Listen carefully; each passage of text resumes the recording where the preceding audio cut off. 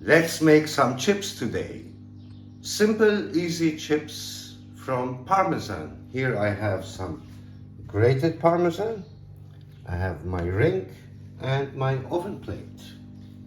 I start by positioning my ring on the oven plate and I put 2 teaspoons of Parmesan. The 2 teaspoons correspond to my measurement. You see how much your ring takes. They are ready to go in the oven. My oven is ready.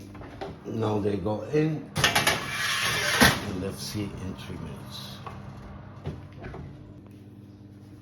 3 minutes passed. Take them out of the oven and let them rest. Now that they cool down, I gently take them off.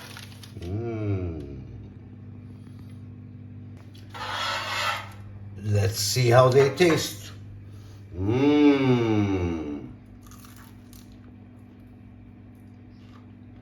Mamma mia, delicious.